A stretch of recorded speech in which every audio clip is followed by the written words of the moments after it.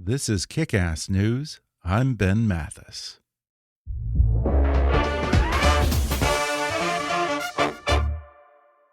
From an early age, Samantha Power has had a passion for human rights and helping the most desperate people in the world. This former journalist personally witnessed the horrors of the war in Bosnia, won a Pulitzer Prize for her heart-wrenching account of 20th century genocide, and advocated for human rights as the founding executive director of the Carr Center for Human Rights Policy at Harvard University's Kennedy School of Government. But then her writing got the attention of a young Senator Barack Obama and changed her life forever. She went from being an advocate working outside of the government to working on the inside at the highest level on the President's National Security Council and then as U.S. Ambassador to the United Nations. She quickly gained an appreciation for the complexity of decision-making at the top, the gray areas that plague even the most seemingly black and white issues, and the unintended consequences of action and inaction. And yet, at the end of her 8 years in the Obama administration, Samantha Power's belief in fighting for those who can't fight for themselves and the power of diplomacy to make a better world was not only intact, but strengthened by the experience. It's something she writes about in her new best-selling book, The Education of an Idealist, a memoir. The Education of an Idealist has been listed as one of the best books of 2019 by the New York Times, NPR, Time, Economist, The Washington Post, and Publishers Weekly. And today, Ambassador Power joins me on the podcast to talk about it. She recalls her early years as a freelance journalist covering the Siege of Sarajevo, her first impression of a first-term Senator Barack Obama, how she navigated the politics of the West Wing, earned the president's trust, and got his attention on critical humanitarian issues. She gives an inside account of the negotiations leading up to the Paris Climate Accord, the discussions in the Oval Office over how to handle the Syrian civil war, and how the Obama administration's scramble-the-jets approach to the Ebola crisis could be a case study in how to handle future humanitarian crises. Plus, she talks about the rise of China, America's loss of moral authority under President Donald Trump, and why she views empathy as one of her greatest strengths in diplomacy. Coming up with Ambassador Samantha Power in just a moment.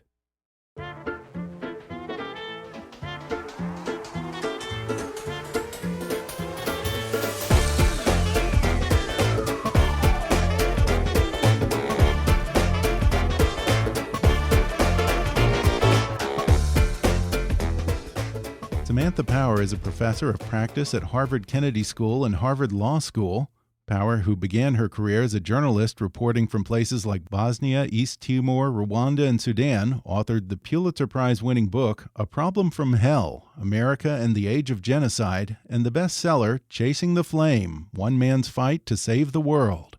Samantha Power worked on President Barack Obama's National Security Council as Special Assistant to the President for Multilateral Affairs and Human Rights, and then became the youngest person ever to serve as U.S. Ambassador to the United Nations from 2013 to 2017.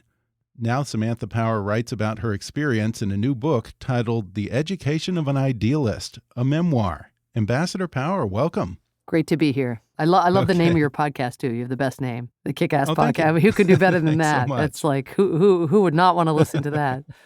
Well, I have to tell you, I've had your husband, Cass Sunstein, on the show, I think at least once, maybe twice now. And he is such a brilliant guy. And I remember telling him, Cass, you are the greatest guest, but you know that I'm really dying to get your wife on the show. And he's like, I know. So I'm thrilled to finally have you on the show. He's not crazy about being an intermediary. It'll shock you to hear. He's whenever he gets an email saying, "Can you put me in touch with your wife?" He has a very grumpy reaction. I'm not sure why. It's what most women have dealt with in marriages for a very long time. Right. Well, I have to say that he just talks about you in glowing terms. You can tell that he really loves you and has the utmost admiration for his wife, which is really sweet to see. I enjoyed this book very much, but I have to say, it ended up being very different from what I was expecting. Just going off of the title, I suppose that I probably assumed that The Education of an Idealist was sort of a polite way of saying the disillusionment of an idealist. I guess I thought that it was going to be a book about the conflict between idealism and realpolitik, But it's really not that. After going from being the outsider and this human rights champion to being on the inside of government at the highest levels and seeing how the sausage really gets made, how is it that you're not jaded and you seem to have come out of it with your idealism still intact? Yeah, more than intact, I think. As you say, more savvy and experienced in the ways of the world and in what it takes to get things done. I think mainly that is sort of highest on my list of lessons from my time in government, but also even from my time in journalism, understanding where journalism does and doesn't make a difference. But I think the reason I'm not jaded is first, I don't think being jaded is likely just for practical reasons to get anybody out of bed and fired up to go do anything during the day that'll make anything better anywhere. So even if I were jaded deep down, I would find it an impractical approach to the human condition. I have a line you might remember in the book from Amos Tversky, the late, great Israeli social psychologist, who says, I'm not a pessimist. I'm an optimist, because if I were a pessimist, I would suffer twice.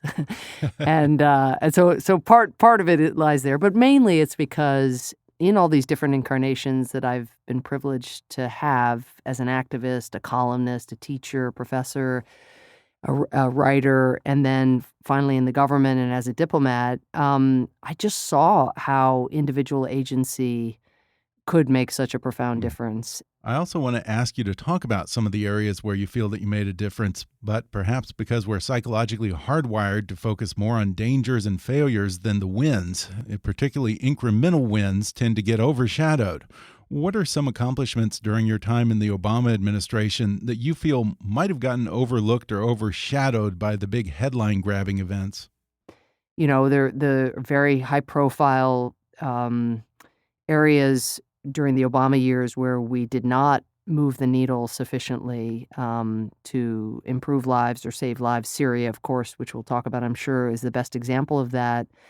But for every Syria, there is an Iran nuclear deal where you see diplomacy, really complicated diplomacy on very technical issues with Russia, China, Europeans, and others at the table, but giving rise to a peaceful end to Iran's nuclear program. The Ebola story, which I tell in the book, of, building the airplane while you're flying it and getting the U.S. military to go in along with, a couple thousand U.S. health workers into West Africa, dealing with the Ebola catastrophe at its source so that it wouldn't come to the United States. And then really small, modest initiatives like the one that I and my team undertook at the UN of trying to get female political prisoners out of jail and just making a very simple, small list of 20 around the world: China, Uzbekistan, Egypt, Ethiopia, a bunch of different countries, and using social media, teaming up with Republican and Democratic female senators in Washington who, and even in those days, weren't agreeing on much of anything but threw their weight behind this campaign and helping secure the release of 16 of those 20 women. So from the small to the large, you just really up close and working within a country as powerful as the U.S., especially, to have that privilege. I could really see the difference that individuals were making, and particularly the civil servants and the Foreign Service, who now we've heard from in their public testimonies for all the wrong reasons. But nonetheless, I think you get a flavor for what I got to work with for 8 years within the Obama administration, of just these people who serve, no matter who the president is, who come from very different walks of life, bring very different forms of expertise, but who want to serve the Constitution, the American people, the rule of law, and they make political appointees like me look a lot smarter than we are, and that's one reason you are able to do so much. Is the lifeblood of the U.S. government are these individuals who serve without a lot of glamour and pay.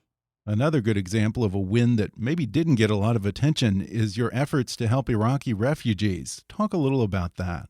So one of those issues was Iraqi refugees, where I had a really important ally on some human rights issues.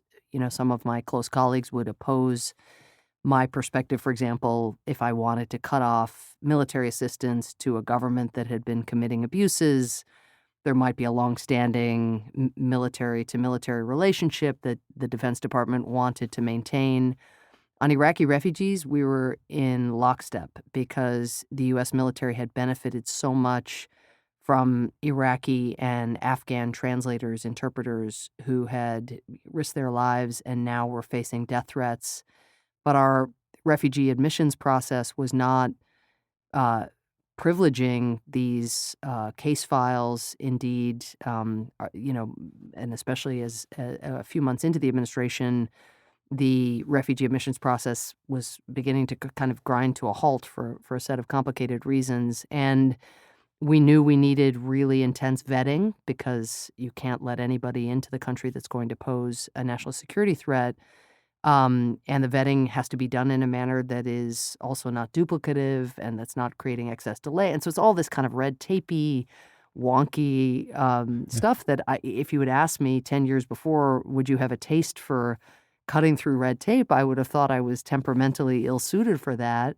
But when it came to thinking about these interpreters whose lives were on the line and whose families' lives were on the line simply because of the sacrifice they had made working with U.S. forces, it was so motivating that the red tape, it became infinitely interesting. And so I think managing to work with the intelligence community, the counterterrorism agencies, the State Department and others to get the proper system put in place and then to see those individuals coming to this country or getting reunited with their families, I mean, it's immensely gratifying.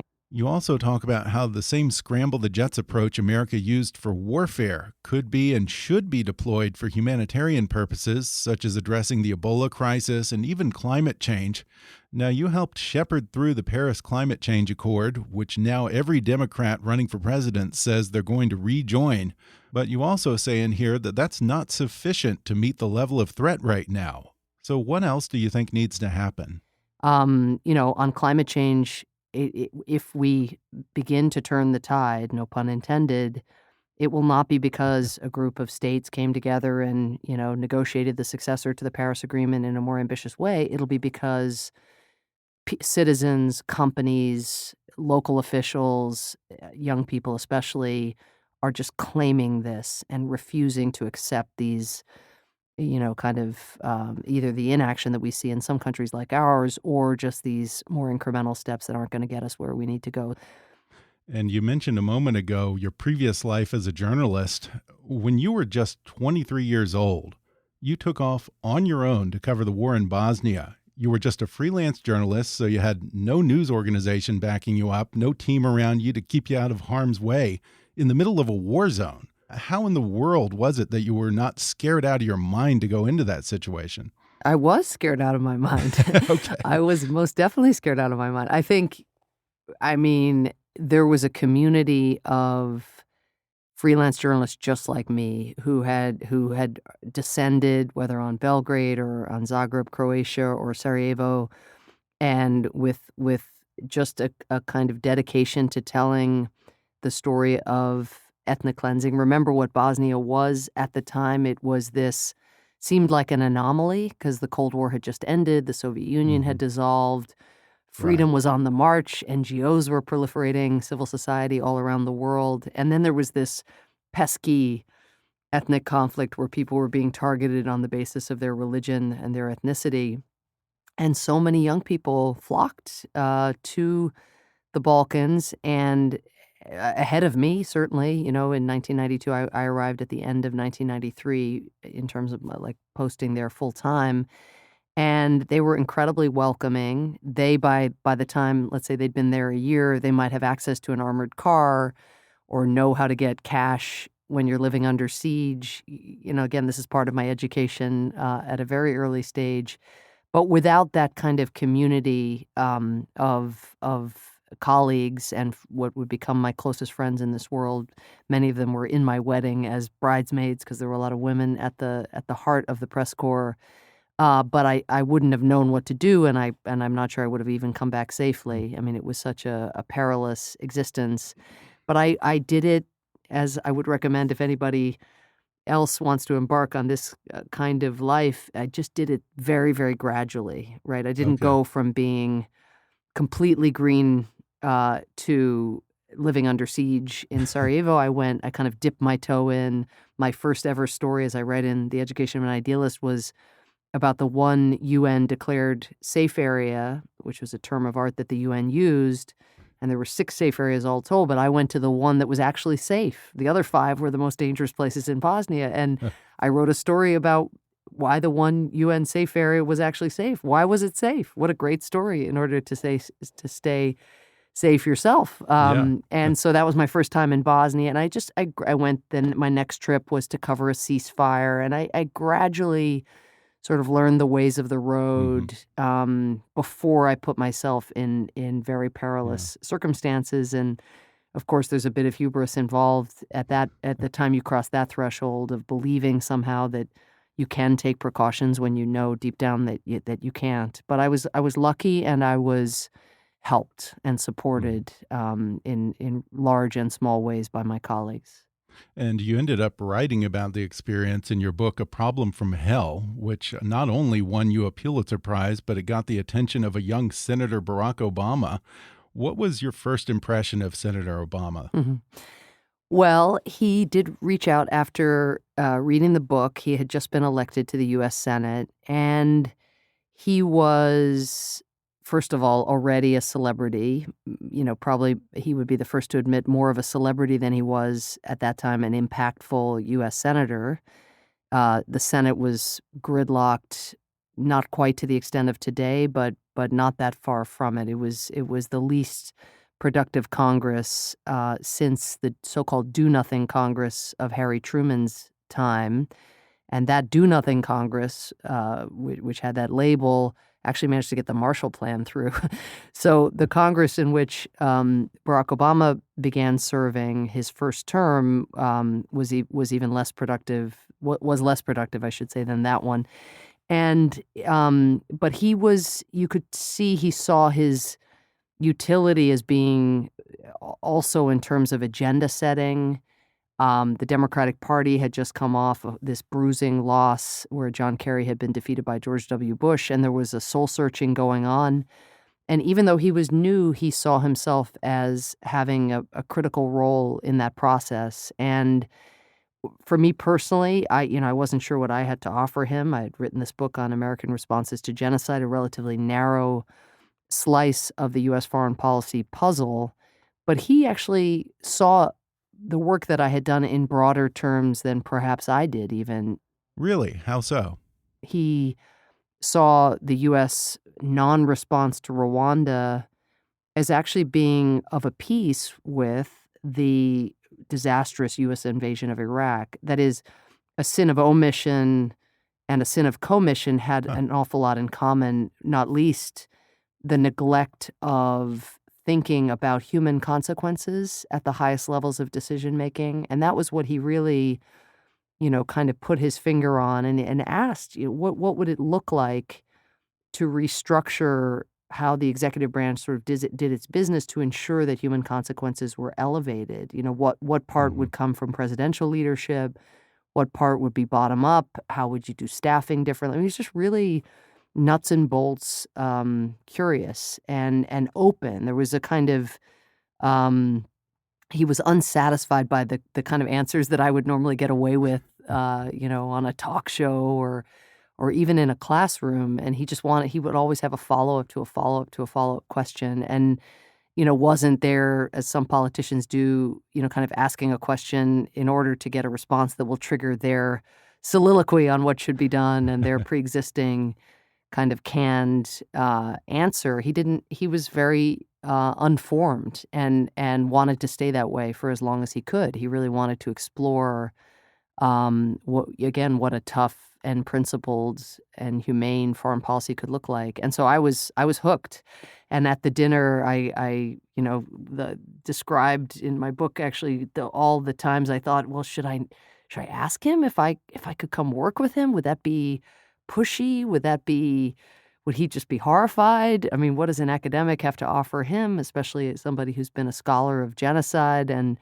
But I knew just instinctively that I could learn from him and that that I could be a junior partner to him as he explored some of these questions, because I didn't have the answers myself, and I felt there was an awful lot of rethinking that needed to be done, given the number of taboos in American foreign policy, kind of issues you couldn't touch, that he seemed willing to probe. Mhm. And so at the end of this first dinner, I finally got up my gumption and said, "How would you feel if I came and kind of hung out in your office for a year, and you don't have to pay me, and I just want to be part of this?" And I think he was shocked.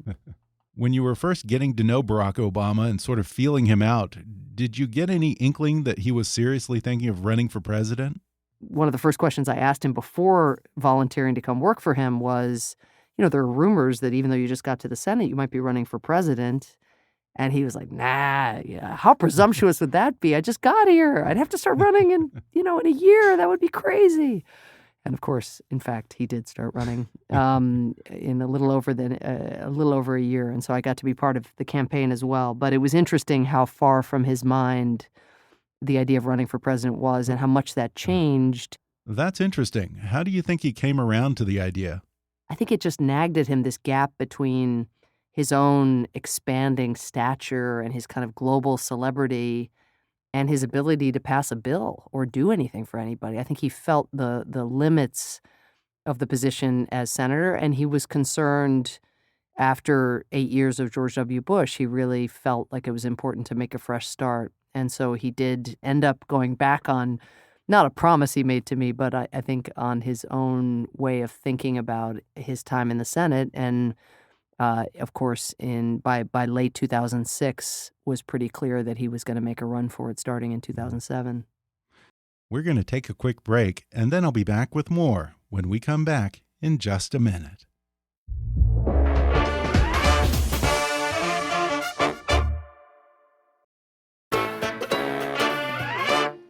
And after the election, you were brought over to the White House as a member of President Obama's National Security Council.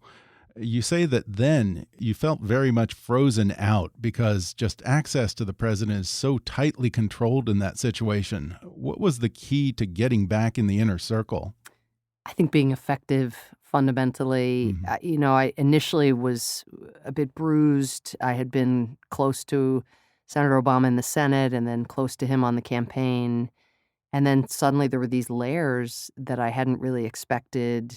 Of course, it stood to reason I wouldn't be able to email him or, have walk-in office privileges in the Oval Office at the outset or anything like that. I knew that. But there were people who didn't fundamentally either weren't curious about my perspective or actually had an active interest in in sort of keeping me on the outside. And so I got great advice from the late, great diplomat Richard Holbrooke, who said, you can sit here and whine about your access, or you can go do some things in the government. And the main reason to do things in the government is you may not have a job like this again. To be the president's human rights advisor is such a privileged role to have. There are so many communities in the world who don't get White House attention, and you have the chance to bring that attention. You should go where other people aren't, instead of wanting to flock to the big policy questions where 50 senior officials are talking in circles. And Holbrooke was funny. He said,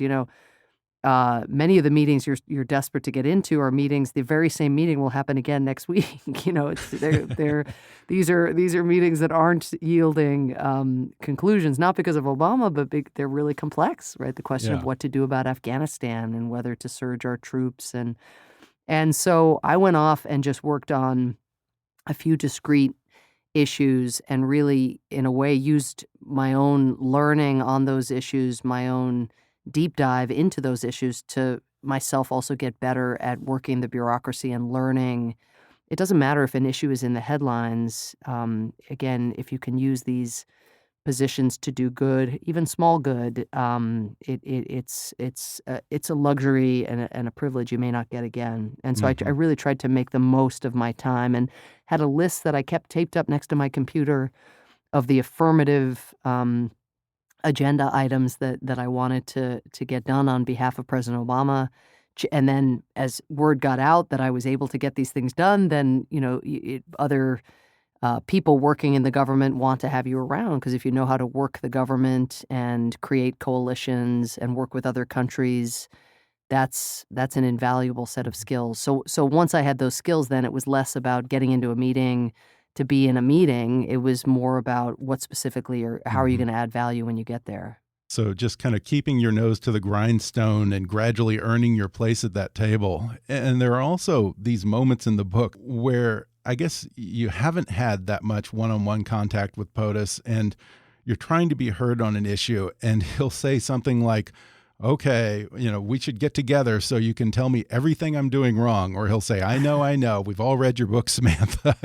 Did you almost feel that you had to be mindful of not being, for lack of a better word, too much of a Debbie Downer for fear that the president might duck you in the hallways or you wouldn't be able to get his ear anymore? It was, I think, the key to not, igniting his or irritating him or igniting his ire was trying to put myself in his shoes and try to think to myself, okay, what constraints stand in his way? I have this thing I think we should do as a government.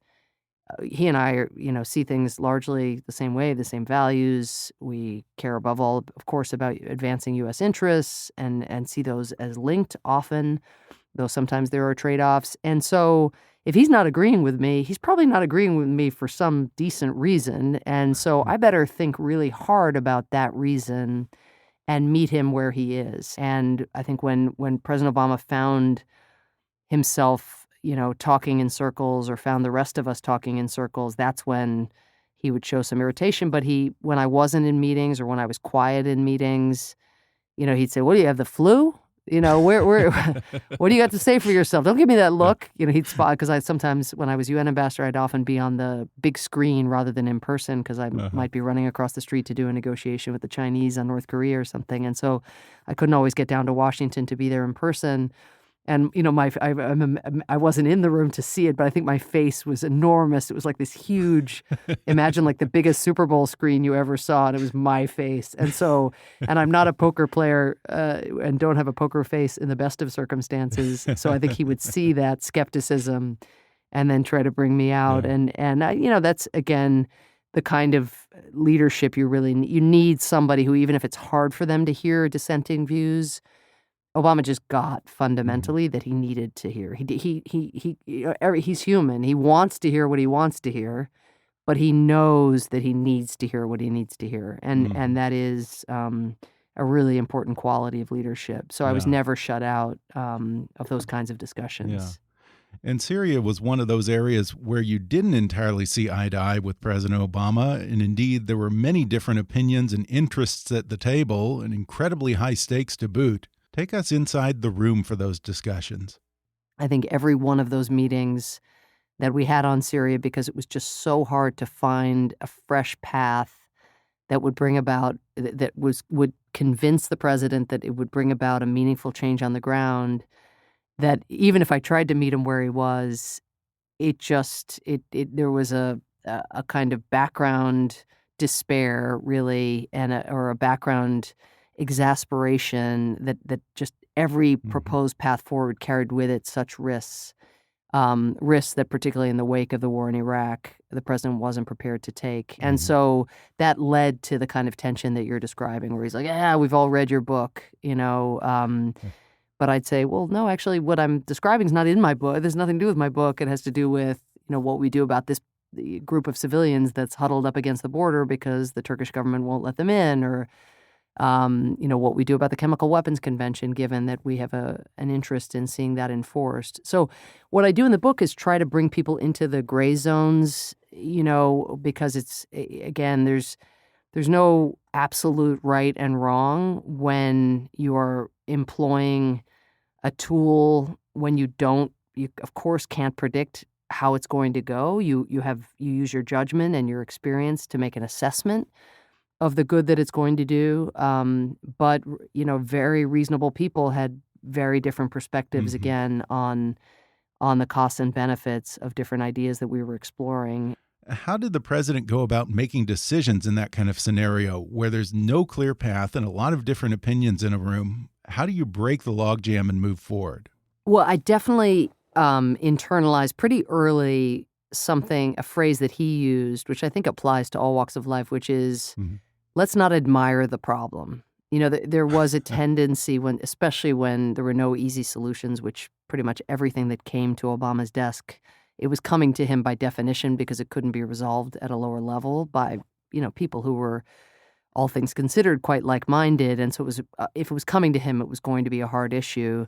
And when it's a hard issue, there is a human tendency to kind of, get very precise about the diagnosis, the history, the parallels in other places, which has nothing to do with how you find, it has something, it's a context, but it's not going to move you toward figuring out, what trade-off you make or what lesser evil you embrace. And so I think I just temperamentally have an aversion to admiring the problem myself. And so I would rarely kind of drone on about, what the human consequences were. Or I knew also that Obama would be very alert, for example, on Syria, to the human toll of that conflict. I didn't have to remind him how many people had died or that incendiary weapons were being used or chemical weapons or barrel bombs. I mean, he knew all that.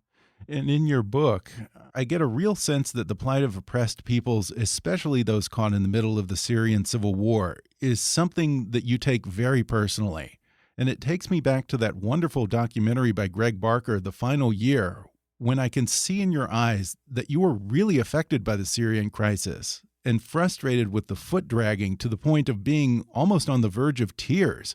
It was just so clear that this wasn't all theoretical for you. You really cared, and those lives mattered to you in a way that I rarely see from diplomats and politicians. Do you think empathy is an underrated and underutilized skill in politics and world affairs? Yeah, I mean, I first of all, I did care, I do care, and I think that that's a strength. I mean, I think especially when it comes to women, there have been some social sanctions through the years, of showing that you care, being seen somehow as too feminine or too emotional or too this or that. I mean, to me, it was a strength, and I really tried to convey that to the team of career Foreign Service officers and civil service officers who I got to work with at the U.S. mission to the UN and to diplomats from other countries. Say, when you care, like, that's your fuel. That's what gets you to stay, at the office till midnight in a negotiation till the wee hours. That's what gets you when you fail to convince your colleagues internally in the U.S. government, or when you don't yet have the coalition you need up on Capitol Hill. That's what gets you to just not give up and keep working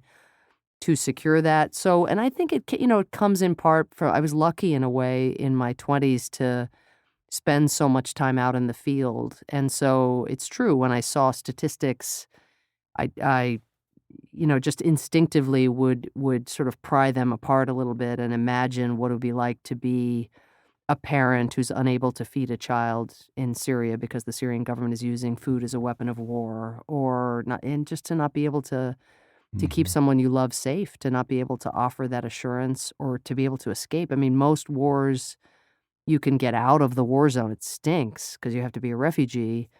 But with Syria, so many people were trapped in enclaves and they just couldn't leave. They were just subjected to shelling and sniping and starvation tactics, and they were just trapped. And just to imagine, what would it be like to be trapped, for any of us? And so I think on my team of diplomats that I got to work with, who stayed on, of course, into the Trump administration as well, these lifelong U.S. diplomats, they really did. I mean, they stayed later.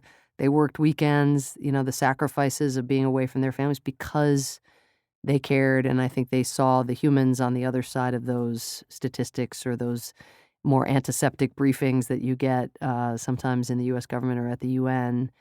Well, let me ask you this. When you allow yourself to become emotionally invested in the plight of the most desperate people, how do you not take that home with you? I mean, if I was dealing with something with those kind of stakes, it would be all I ever thought about all the time. I mean, I knew that my time first as the president's human rights advisor and then as UN ambassador was by definition finite. And so this sense of luxury that I had of being in a position not always to achieve what I set out to achieve, but to try. I mean, imagine, Hmm. how that felt after years of having been a journalist, a columnist, an activist, trying from the outside to get someone in a job like the one I had to care. And now I was in that job and I had this team of amazingly talented specialists and language experts and we had all these embassies around the world. I mean, we could do things. And so even when I was banging my head against the wall, for example, on Syria, I could work with the Russian ambassador to try to get at least one Syrian political prisoner out of jail in a given month. Or I could shift gears entirely and go and work on the Ebola crisis or getting the Paris Climate Agreement across the finish line so that we would begin to, take some of the steps that we needed in order to deal with the climate crisis. So that sense of privilege and gratitude, I guess you could say, a kind of spirit of gratitude, also knowing I wasn't in the situation, I could tuck my kids in at night and be relatively confident that nothing was going to happen in the night, so I felt lucky throughout. So, it's not to say that it didn't get to me or that there weren't heartbreaking moments, but I tried to remember how short my time on the clock was and to wallow or to think that it was about me rather than the issues was going to mean squandering precious time to do something for someone. Yeah. Now, one topic that seems to lurk in the book throughout your time in the government is what China's rise means for what you're trying to accomplish at the UN and for the United States overall. Tell us a little more about that. Well, I think it's a complicated question. I mean, definitely China's arrival, guns blazing on the international scene, which has been kind of gradually happening over the last decade, but you're really seeing it today, is a major new factor. It's the most significant transformation of international affairs in my lifetime. I mean, it will prove every bit as transformational very soon as the end of the Cold War, and in coming years it'll be even more earth-shattering, really. I mean, it's just the size, the power, the ambition, the very, very different model of governance, but also the fact that the U.S. and China are much more intertwined than the U.S. and Soviet Union were. So some of the tactics that were employed against the Soviet Union just are not going to work against China, given how connected we are economically, especially. More generally, do you think that it's become more difficult for the U.S. to push back on human rights in places like Syria and Sudan, given that it just pushes those bad actors into the arms of China and Russia today? I mean, any country can forum shop, so how much leverage does the U.S. still have? I think the better way to look at it, your point is a very good one about China's rise and how significant it is. So there is an issue where a country might say, yeah, you and your human rights concerns, we've got this great new infrastructure project that we're going to do with China and buzz off. And you see some of that. But you also see a couple other dynamics, which is, and this is going to sound sort of old-fashioned or corny perhaps, but there is a longing that people have everywhere, including in China, even if it's repressed, to be able to hold accountable those people in positions of power who are not doing right by you. But, Hmm. and you just, whether that's what gave rise to the Arab Spring, was just a sense of corruption and, such shoddy economic policies and elites getting richer and the youth not getting anywhere near the kinds of investments in their futures that they deserved. And above all, so you can have all those crummy policies, economic and political policies, but then no method for getting rid of the individuals who are putting those policies in place or perpetuating those policies. And that's what brings people out to the streets. So on the one hand, you definitely have governments inclined to sort of say, we don't have to listen to your human rights, blah, blah, because we've got China that's not going to raise any of those issues with us. But then look at what's happening around the world in Algeria and Sudan, in Hong Kong, where the mighty Chinese military is perched across the border to potentially crack down in even more coercive and violent ways. Even in Eastern Europe, where you've seen strong men ascend in countries like Hungary and Poland, a real kind of beginning, I think, to see the swing of the pendulum, in part because people just don't like state-controlled media. They know the difference between what's true in their Right. lives and what's being said is happening as state TV, often the old style Soviet tactics, which are back in fashion again in many autocratic countries. But the hunger hasn't gone, and you're also seeing a growing backlash against China's no strings attached investments and also the kinds of debt that China is saddling some of these developing countries with. And so I guess it seems like a very kinetic and volatile time, but not one where the future is foretold. Well, to take it a little closer to home, how problematic is it that the President of the United States is threatening to crack down on the free press, go after whistleblowers, and investigate political rivals? Do you think that the U.S. has lost some credibility on issues of democracy and human rights under Donald Trump?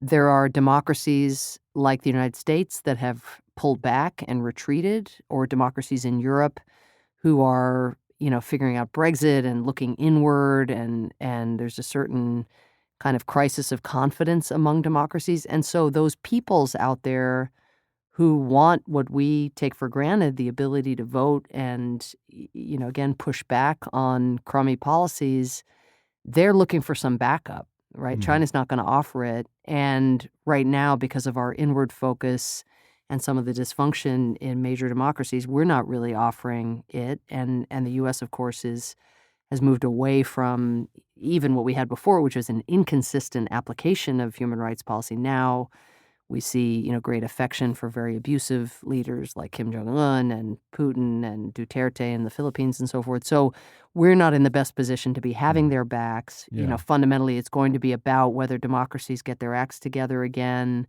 whether we see it as in our interest as America to be supportive of, evolutionary change and reform, political and economic reform around the world, or whether we think we can build a wall around our country and kind of wish the world away. And I don't think the latter approach is going to be very effective for the American people, first and foremost. Well, like I said at the outset, your book is surprisingly hopeful, and you came out of government with your idealism intact and even strengthened by the experience. So I'm hoping you can give some words of encouragement for those contemplating a similar path. We've seen a massive drain of talent from the State Department under President Trump as seasoned career diplomats have gotten frustrated and fed up and left foreign service altogether. So now there's a real need and opportunity for young people to enter the field. What kind of advice would you give to those considering a career in foreign service? I think we get the country and the world that we work for. And there are these new forces that we've just been discussing, like the rise of China, and growing inequality around the world that can be kind of daunting. But time and again in our history, the thing that the factor that has been the most determinate in whether we see greater access to education, greater access to civil and political rights, greater economic opportunity. What dictates that is citizen engagement, Hmm. public engagement. It's not like we won World War II just because FDR, made the decision to stand up and lead in the way that he did. We won World War II in part because of the incredible domestic mobilization that we experienced. Civil rights were expanded for African Americans in this country for all the imperfections and the injustices that persist today. They were expanded not because a president decided to grant those rights, but because people came out into the streets from all backgrounds and claimed those rights.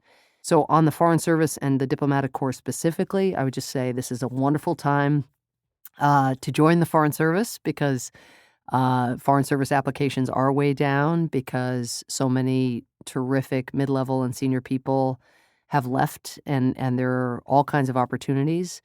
But, diplomacy becomes more, not less important as your relative strength declines. And the one thing we know looking 50 years ahead is, of course, with China's rise, America's relative economic strength and many other dimensions potentially of its strength, that is not going to be what it was. And that's when it becomes incredibly important to build coalitions, to work with other countries to deal with shared threats that affect all democracies and non-democracies equally, like climate change.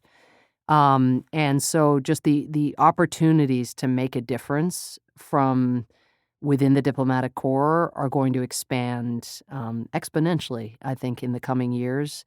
And I can just say, on the basis of having had the privilege of being an activist, a columnist, a professor, and a diplomat, there's really nothing like serving one's community or one's country. It's an immensely meaningful experience, and one for which I remain incredibly grateful. And so to even have a taste of that experience, even if it isn't for your whole career, it will change you and enrich your own life and give you the opportunity to do something for your fellow citizens. It's pretty awesome.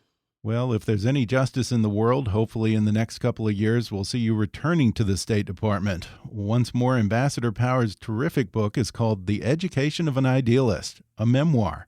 Samantha Power, it's been such a pleasure. Thanks for talking with me. I really appreciate it. Thank you so much.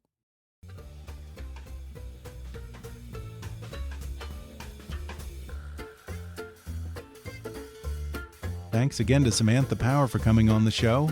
Order her new book, The Education of an Idealist, a memoir, on Amazon, Audible, or wherever books are sold. Keep up with her at SamanthaPower.com and on Twitter at @SamanthaJPower. If you enjoyed today's podcast, be sure to subscribe to us on Apple Podcasts and rate and review us while you're there. 5-star ratings and detailed reviews are one of the best ways for new listeners to discover the show.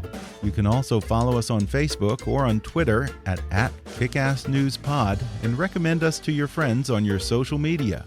For more fun stuff, visit kickassnews.com, and I welcome your comments, questions, and suggestions at comments@kickassnews.com. For now, I'm Ben Mathis, and thanks for listening to Kick-Ass News.